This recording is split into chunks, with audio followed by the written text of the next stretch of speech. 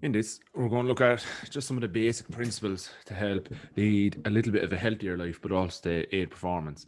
It's mainly aimed at GA, but it could also be applied to any other kind of field-based sport, whether it be soccer, rugby, or even some athletics events, particularly those higher in energy demands like the middle to long distance running. The main bits we want to look at today are understanding the principle of energy balance because it guides so much else what we do. Identify the three macronutrients and the role they play in both fueling and recovering from exercise. Suggest some pre-training meals or game meals and suggest some post-training recovery meals. Then look at how we can build healthy habits into our daily lives so that we have all this information. How can we go and act upon it and integrate it into how we live each day? So the hierarchy or pyramid of what's actually important, you'll notice that about half the screen there is taken up by calorie balance. And ensuring you have a decent level of calorie balance is ultimately what's going to drive everything else, whether that be you having enough energy or too much energy and the dangers that can cause. And we'll look at that in a second. Once you're fairly sure or you are achieving calorie balance, then the others on top of that become more important, such as macronutrients, nutrient timing, food composition, and supplements. But without ensuring calorie balance or ensuring that we have the right blend of macronutrients in our diet, the others have far, far less importance and could even say they are largely irrelevant. As well, the very top is supplements. They're often the first question asked about, but realistically, they're going to make no impact unless everything else is sorted and is being well looked after. To put that in really, really simple terms, and this is how we'll actually look at the macronutrients later on as well, is the total amount you eat is what's going to make the biggest difference to your overall diet, performance, health, everything like that. Once you have the right total or the right amount, then the type of what you eat, or it be type of foods, break down each macronutrient into a type of carbohydrate or protein, and then lastly, the timing, whereas a lot of people will focus on the timing first. To understand energy balance, the basic principle is if you eat 2,500 calories a day and you burn 2,500 calories a day, your body weight will stay the same. That's the same if you eat 3,000 and burn 3,000, body weight stays the same, or eat 2,000, burn 2,000, body weight stays the same. There's a number of different things that'll impact on the calories going out, such as, like, in general, your body weight, if you're around 80, 85 kg, just staying alive is probably going to burn 1,400 to 1,600. Then your daily activity, if you're active and on your feet a lot, that's going to burn 6, 7, maybe 800. And then physical activity on top of that can lead it up higher. Generally, the bigger a person you are, the more calories you're going to burn just to stay alive. Plus, it takes slightly more effort to move a bigger person around the place than a smaller person. Positive energy balance then is if you're eating 4,000 but only burning 2,000, you're going to put on weight. The majority of that is going to come from fat because it's very, very hard to put on muscle with that much extra calories, even if you are applying a big stimulus and a lot of weight training. On the flip side, then, if you're only eating 2,000 but burning 3,000, you're going to lose weight. Now, some people may want the goal of losing weight, but you have to be very conscious of how much weight you're losing at a particular time. And at 1,000 too few calories a day is too much, will lead to hunger and a host of other complications. The issues then of not eating enough calories or under eating is you will have a reduced performance and lack of energy. Calories in and of themselves are energy. That's what they are a measurement of. If you're not eating enough energy, you do not have it there then available to go and do whatever it is you do in work, play sport on the field, whatever, which leads to a reduction in performance. You got increased risk of injury because it's very, very difficult to recover from all the activity you're doing if there's not enough calories there. Plus, your body is quite smart and it will struggle to cope with the demands being placed on it. So sometimes an injury is enforced just to try and reduce your activity levels. A loss of weight, which can possibly be muscle, if you're being very active and not eating enough. You're at an increased risk of illness, similar to increased risk of injury. Just because you're so run down, not recovering, your body is going to try and do something to slow you down a bit. And lower concentration levels as well, because there's less supply of glycogen to the brain. On the flip side of that, if we are looking at too many calories or overeating, You have excess weight, which mainly comes from fat. That's going to lead to extra pressure on your organs, just in general day-to-day living, but it's also a lot of extra weight to carry around if you're running around a pitch, running around a track, cycling a bike, whatever. It's weight that is unnecessary. Like if you were to carry a really heavy school bag around the pitch, it's just extra effort, which leads to a drop in performance. Can lead to mood swings as you get a little bit more dependent on food to fuel what you're doing and concentration. Obviously, knock-on negative impacts on self-esteem. All of those calories come from the 3 macronutrients. You can see there it's carbohydrate, fat, and protein. And we're going to dig a bit deeper into carbohydrate, but first we'll dig into protein. So the main role of protein is to build and maintain muscle mass and support bone strength. Now, these are interconnected as the majority of our bones are surrounded or wrapped by a muscle. The stronger that muscle is, the more support it can then give to the bone. Some of the best sources are fish, eggs, and dairy, or lean red meat, chicken, and turkey. And you'll see a few examples of them there on the screen in the background. Just to look, and we'll break it down to total, type, and time. So total protein requirements are in around, for athletic populations, between 1.6 and 2.2 grams of protein per kg of body weight. That's of your body weight. So if you are 50 kg, you need between 85 and 100 grams a day, in around. A 60 kg needs 100 to 120, 70, 110 to 140, 80, 125, 160, and so on. That's what you're aiming for. They're total requirements. In terms of the type then, so not all of the proteins are created equal. You can see on the screen we have nuts, we have pork, and we have cheese. You need the right blend of amino acids, and that's what makes up protein. They're the smaller parts that make up protein calorie, really. Of those, leucine is the most important. It's what contributes most to muscle building, muscle recovery. To ensure you are getting the right blend of amino acids, with leucine being the most important, animal-sourced proteins are the most important and have the right blend of leucine. Your examples of this would be beef, pork, chicken, turkey, eggs, dairy, and fish. So if you are not eating meat, you can still get it from fish, eggs, and dairy, because I suppose fish obviously are animals, but eggs and dairy come from animals and so have the right amount of leucine in them. If you're about to ask or wondering about whey protein there, that is made from dairy. So again, has the right blend of amino acids.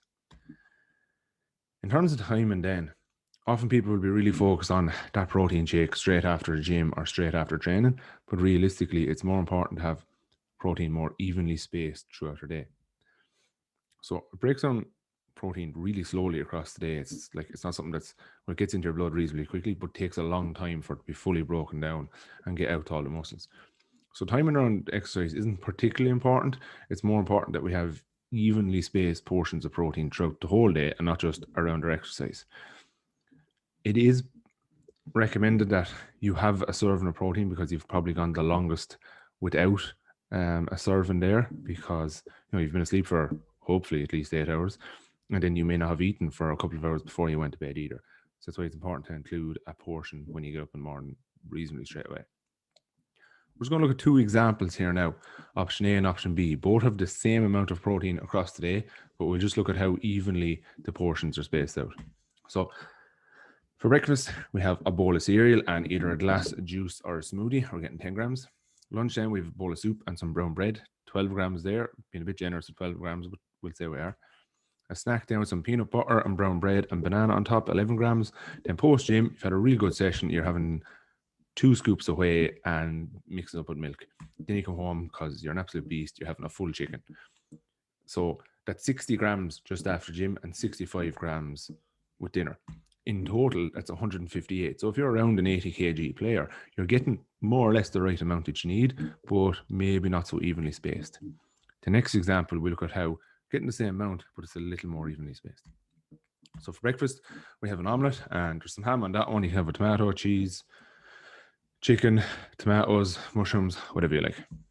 Then for lunch, we have a chicken fillet with some rice and some veg. Doesn't have to look exactly like that. It can be mixed up in a stir fry, whatever that way. Before training, you have a bowl of porridge with some blueberries and honey, and that's made with either a scoop of whey protein or some protein milk, whichever you prefer. Then after training or after gym, you have a protein milk and a banana. And then for dinner, you have a nice steak, some veg, and some spuds. Again, it comes to 158 grams, but it's much more evenly spaced. I would usually recommend that your portions of protein are between 20 and 40 grams. Obviously, a bigger person will need slightly bigger amounts, but that's what's going to make sure you're getting the right amount. And if you can have 4 to 5 of those spread evenly across the day, it's going to make sure there's an even release of amino acids into your blood. Just because it can be difficult to eat enough at breakfast time, some options are some 0% Greek yogurt with nuts and a little fruit salad. You can have an omelette, and again, we listed off the different toppings or whatever you add to it yourself there. Some protein porridge made of either whey or protein milk or both. Some poached eggs and smoked salmon, some turkey sausages, some bacon medallions, and some eggs, whether they be scrambled, poached, boiled, whatever, or some protein pancakes. Different ways of making them. You can go higher carb with porridge, oats, and whey protein, or you can just make them up with banana and whatever you like that way, and feel free to mix your own toppings. Whey protein is important. So when we exercise, this is just a muscle there. We'll say it's our bicep muscle. And when you exercise, whether it be a gym session or a session on the pitch that's fairly tough on the body, you get all these tiny little tears in your muscles. Now, the ones I've drawn there, they're actually much, much smaller than that. It's just to visualize it. When you eat protein, it helps those little tears heal. When they heal back a tiny little percent stronger than they were last time. And that's essentially how training works. Each time you break the muscle down, those little tears, they heal back a little bit stronger. Then 2 to 3 days later, you go back in the gym, or you go back on the pitch and do the same thing again. And over time, they all add up to heal those little tears and make a muscle stronger, faster, more powerful, whatever it might be. To heal that, it can take up to 48 hours. So having that dose of protein directly after training, obviously is better, but it's not the only thing you should focus on. It's more important to have the steady dose of protein throughout the whole day. Breakfast, snack, lunch, snack, dinner tends to work best for most people. That was just looking at protein. We'll now go through carbohydrates in the same way, looking at the total amount, the type, and then the timing. So it's much more fast acting energy, depending on whether they're simple or complex carbohydrates, where they are on GI scale, if you want to look at it that way. It supports brain function because the fuel our brain uses is directly digested and sent up to our brain. And then they do need to be earned. That is the key thing about carbohydrate. If you are very active, you need a lot of carbohydrate to fuel your activity. If you're not very active, then you need to look at methods to reduce your carbohydrate, and we're going to look at that as we go on. So some of the better sources then are spuds, rice, and fruit, also vegetables, bread, and pasta. Now, bear in mind that fruit and vegetables are carbohydrates, but have less carbohydrate in them than the likes of, particularly bread and pasta, are probably on the higher end of them. Basically, like if you had a fist of vegetables and a fist of pasta, there's going to be a lot more carbohydrate in the pasta than the veg. They just are both carbohydrates. How carbohydrate is important for recovery is that carbohydrate breaks down to be energy stored in our muscles called glycogen. It's also the same for our brain, but while your brain isn't, your muscles are able to store them. This is used up during exercise. So just look at the color of the muscle on the screen here now. Okay, we're just using the example here that it fades or the glycogen is drained out of it. As we add carbohydrate in after exercise, whether it be directly after training or a meal, half an hour later, whatever, and these are a few different carbohydrate sources, it fills it back up with glycogen again. The harder the exercise is, the more carbohydrate you're going to need to replenish it. So you have an easy enough kick about night before a match. You're not going to need a whole pile to replace the carbohydrate that was burned up. Whereas if you've just run a marathon, you're going to need quite a lot. This can be topped back up in 1 to 4 hours. That's generally why a snack straight after training and then a meal maybe half an hour to an hour later works really well to replace all that glycogen that was used. Hence why carbohydrates are most important beforehand to fuel the trend that's about to happen and afterwards to replenish the glycogen stores. It is obviously better then if we add protein in there to help get both of them together. Just to touch on fat then, there are, I suppose, good and bad fats. I'm trying not to say good or bad food, but generally there are. They're much higher in terms of overall energy per gram or per like the amount of calories in fat is much more than in protein or carbohydrate. So it's better to have much smaller portions. Try and keep them away from exercise because it digests much, much slower in your system and can also slow down whatever you're eating along with it. And they're also often mixed in with meat or other protein. We do need a certain amount of fat just in our diet to help us digest a number of vitamins and minerals, keep testosterone levels relatively stable and high and balanced number of hormones. It's usually best if you train the evening to have a portion of fat for breakfast and then maybe a little more at lunchtime, but then kind of keep them away from directly before and directly after training. To try and put all of this into action, you have all the theory, but is there a need to measure how much protein I'm eating in my lunch and post-game meal every day, or is there some simple methods I can use to implement them? That's what we're going to look at now. So try, where possible, to base your diet on natural foods. And usually, if you can answer yes to these 4 questions, you're fairly on the ball of what you're eating. So did it walk? Did it fly? I know chickens don't fly anymore, but you get what I mean. Did it swim? Or did it come from the ground? So you will hit the majority of your meat, vegetable, and carbohydrate needs through answering yes to any of these questions, or the least amount of steps removed it is from that. If you were to get rice and chicken and some stir-fried veg, like the chicken fillet is very small amount of steps removed from walking around the farm. The same with the rice, it was picked in the paddy fields and transported to wherever you're eating it. The veg, the same. It was picked off a tree or pulled up out of the ground or whatever like that. If you're eating a sausage roll from the local deli, who knows how many steps that has been through to get from maybe if it was a pig at one stage and maybe if it was some corn for the pastry to what it is now, who knows what it's gone through. So the less steps it's gone through, the better. Your portion guideline, so how much to eat, and there's ways of adjusting these, and we use our hands for guiding these out. So your serving of carbohydrate should be a cupped hand, and that's before you cook it. So if you're cooking rice or cooking pasta or cooking spuds, you have the cupped hand. If you're having a particularly active day, you double that amount to have 2 cupped hands. Your serving of vegetables is a fist. If you're having a low activity day and you're concerned about being hungry, then you double the amount of vegetables just to fill your stomach a bit more and ease off a bit on the carbohydrate. Your serving of protein is the palm of your hand, okay, and generally around the same thickness. So that's like a fillet steak, a chicken fillet, 3 eggs, whatever. A smaller person will have a smaller hand, so probably doesn't need as much protein. A bigger person will have a bigger hand, so it'll probably need more. And your serving of fat then is about the size of your thumb. If you're someone who leads a very active lifestyle, then the main things to double up on would be a serving of fat and serving of carbohydrate earlier in the day, and then maybe ease off on the serving of fat later in the day and just double your carbohydrate. If you're low on activity, like I said, double your veg and try and lower the carbohydrate and fat a bit, just to keep your stomach a bit more full. Just some examples then of what to eat to best fuel training, matches, gym sessions, whatever. So some options. You can have pasta with a tomato-based sauce and then add protein through whichever your favorite sauce is, chicken, beef, or fish. Some baked potato with tuna, eggs, or beans. A whole grain sandwich or wrap with some chicken, beef, or fish, and you can add veg in there then as well if you want. And some rice or noodles with meat or fish and some mixed veg.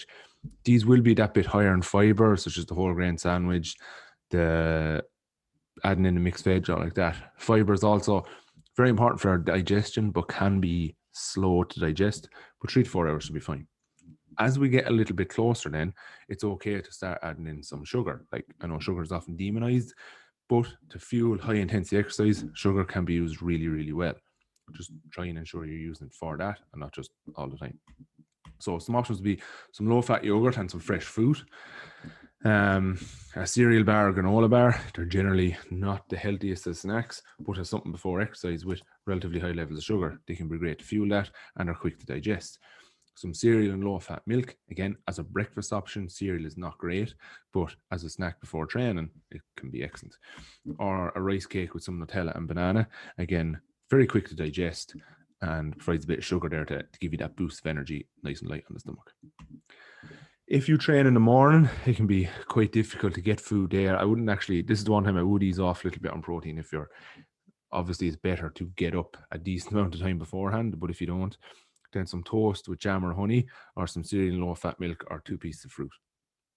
If you are able to get up, say it's a 10 o'clock train and you're able to get up around 7:30 or 8, then some porridge with fruit, peanut butter, yogurt, protein milk, whatever like that, and then an egg on toast or 2 eggs on 2 slices of toast, whatever like that. So you can add in some protein there.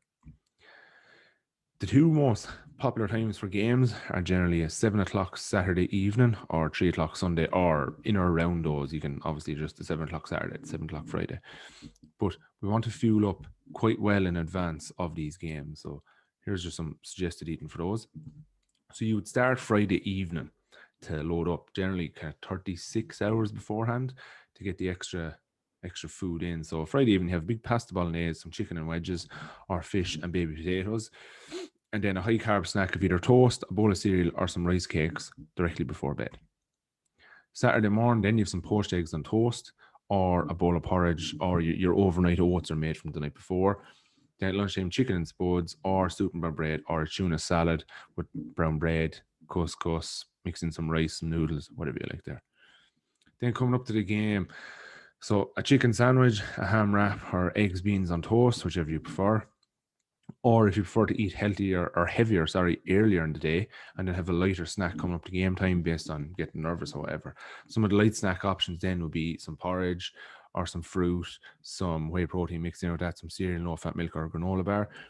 Then the dressing room, some fast acting stuff like fig rolls, Jaffa cakes, or wine gums. Wine gums, particularly at half time, just to give you that extra bit, because we usually use up a lot of our carbohydrate in about an hour or just over. So to have a bit there for those last 10 minutes can be a big help. Look at a 3 o'clock Sunday game then, or 3 o'clock whatever day, just when start building up for that. Again, you would start off Saturday morning, so give yourself just more than 24 hours. So start carb loading, that's eating extra carbohydrate. Your poached egg and brown bread, or porridge, or make some protein pancakes. Saturday morning, you have a bit of extra time. Some chicken and spuds, some soup and brown bread, or the tuna and pasta. And then again, you can treat yourself to a nice big dinner there. So some steak and sweet potato mash, I think was the big favorite by Jamie Heaslip the night before a game. Some prawn stir fry and some noodles. Again, I would double my portion of noodles here, or make yourself a burrito bowl with some steak mince, plenty of rice, some mixed salad, all like that. And again, have that high carb snack that you would try not to normally have before a game. That's where you include extra, a large bowl of cereal or 2 slices of toast before bed. Then get up Sunday morning. This obviously will be dependent on what kind of appetite or how well you digest food on the morning of a game. So your large bowl of cereal or porridge or some toast and eggs. Personally, I really like to use soup and sandwiches as the pre-match meal, because it allows some players to adjust how much they eat, not on what's on their plate, but the amount of sandwiches they pick from. A goalkeeper might only have 1 or 2 and a bowl of soup. A midfielder who tends to cover an awful lot of ground and is okay with eating before the game can eat 6 or 7 if appetite allows, and they know it allows them to get around the field and be digested in time. Again, some light snack options then: fig rolls, Jaffa cakes, a fruit salad, banana on toast, whatever there, wine gums. You can make a Lucozade Sport and water mix for halftime either if you don't like the wine gums, and the protein milk and a banana and dressing room afterwards, and try have a standard dinner about an hour later. And we look at some of the standard plate options for recovery here now next. So after training or after a match, you will adjust your plate and what's on your plate based on how difficult the training session was. So if it was a light session, maybe 40, 60 minutes long, and you were to rate the intensity of that as maybe 6 out of 10, then you would have your palm of protein, you would have your cup hand of carbohydrate, and your double serving of veg, just to fill up your stomach, because it could be your main evening meal or your post-match meal or whatever like that. If it's a medium session, so maybe 60, 80 minutes long, kind of your standard training session there, and maybe a 7 or 8 out of 10, you would still have exact same serving of protein, but you're going to double or at least 1.5 times the serving of carbohydrate. So a hand and maybe a half. If whoever's cooking your dinner normally puts in like a scoop of pasta or a scoop of rice, just put in another one, and then lower your serving of veg just so there's room in your stomach for carbohydrate. And then lastly, if you have a particularly hard session or a particularly hard game, then still exact same portion of protein, but we're doubling or even tripling the serving of carbohydrate to help us recover and replace all the glycogen we use. We'll have a much smaller serving of veg here, again, to leave room on the plate, but also room on our stomach to just get all that food in there. Some habits to try and implement just for general health and not even just for playing sport at any kind of level. Ask yourself, where's your water bottle, so that you are staying hydrated throughout the day. Are you including protein, not just in your main evening meal, but in your meals throughout the day? And again, breakfast is the one I would really emphasize here, whether it be eggs, protein pancakes, bacon medallions, whatever. Where are the colors? Because colors are a good proxy for eating more veg and getting in more micronutrients. So I'd really encourage just having a bag or a bowl of mixed salad at home, and one meal a day, put a fistful of it onto it, and like just eat it with your food. And then did you earn your carbohydrate? If you're spending a lot of time sitting at a desk, coming home, sitting on the couch and watching Netflix, YouTube, whatever it is you watch, for starters, I would encourage you to get out and be more active just for your health. But also, if you are not being active for whatever reason, you probably need to scale back on the amount of carbohydrate you're eating to fuel or not fuel the lack of activity or inactivity. If you have any questions on that, just give me a shout on at FHS Performance on either Twitter or Instagram, or if you'd like a follow up or more details on any of this, just let me know or drop a few comments below. Thank you.